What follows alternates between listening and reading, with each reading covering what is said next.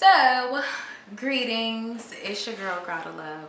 I am back with another video, but this is a little different. This is actually an assignment from my life coach, Imani Adrea.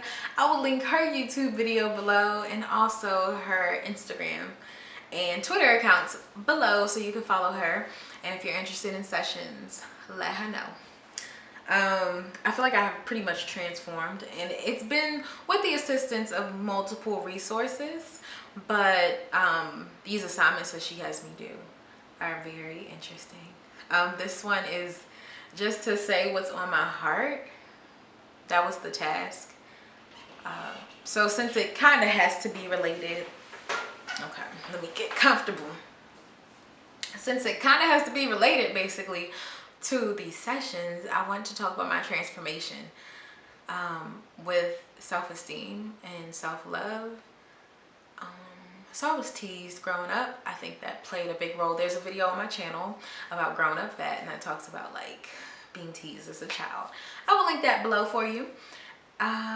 So with that, I didn't realize, issues that you don't deal with don't bubble up until the moments where they seem most trivial, like they seem most irrelevant, and it's because you didn't deal with it. So later on in life, after I stopped being teased, I think I still had the mentality that I was whatever I was being called back then, and it wasn't even, I'm not even going to say they were false. It's just the manner in which you tell me.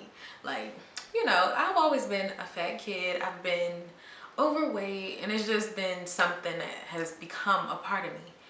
And I'm at the point in my adulthood where I'm no longer, I used to feel like if I lost weight, it would be for the wrong reason.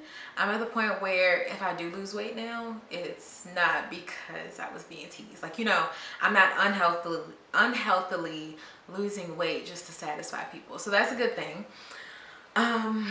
But it came with like counseling because my parents went through a divorce, and that was really traumatic for me. And during the counseling sessions for the divorce, there came the conversation of being teased, and I was just like, where did this come from? I didn't want to talk about this, and I'm just boo-hooing. So that was a part of my journey, like counseling and being open enough to it. Because being in the Black community, I don't know why, but we don't be liking to talk about our feelings, and I think that's why there are a lot of unhealthy relationships and unhealthy examples and things surrounding us. And that's why as a result, we're perceived a certain way in the media. We're perceived a certain way by people who are not immediately immersed in our community, because we have many great parts of our community, but some people are not aware of it or aren't exposed to it. So aside from that, that was a part of my journey, counseling, and it coming out at the wrong moments.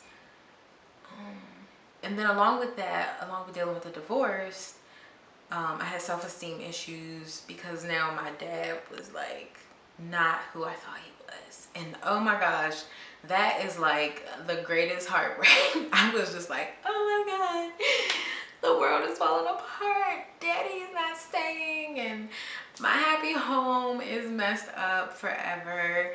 And I got really true. I got numb. I didn't feel nothing. I didn't care about nothing. And then when it all came down, it came down, honey. But I really had to approach myself. I had to be like, sis, what are you doing? What we doing? Like, I had to look myself in the eye like,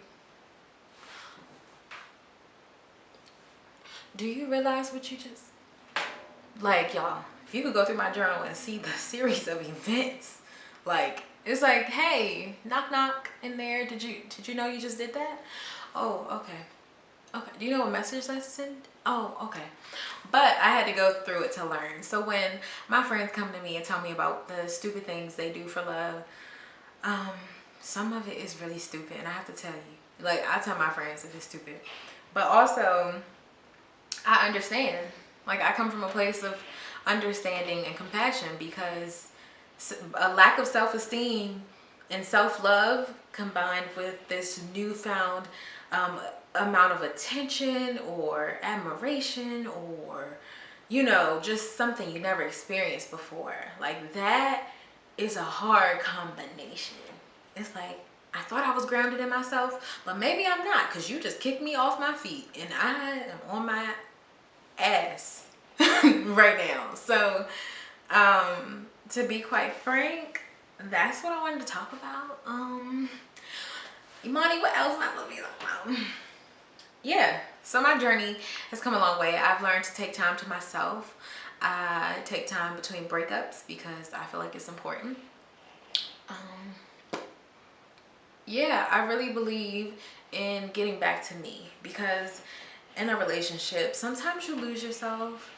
Even in friendships, there were certain things I could talk about with one person that I couldn't talk about with that person. And it doesn't mean, because sometimes you are a different friend to different people, so that's understandable. Okay, so overall, I just want people to know that although circumstances get hard, and although the journey seems like it's never ending, it is never ending, to be real with you. It's not going to just overnight, boom, got it all figured out. And as much as me and my best friend talk about this all the time, but as much as I wish it could be over overnight, I don't wish it would be over overnight. Because when I get to where I'm going to appreciate it way more. Like, I'm going to appreciate it way more than someone who was given everything. And also, a part of your journey is to have the stories to tell, is to have those compelling stories to help another person, so that when they get down and they get into a funk and feel like they're the only person experiencing what they're experiencing, you can explain to them, it happens. It happened to me.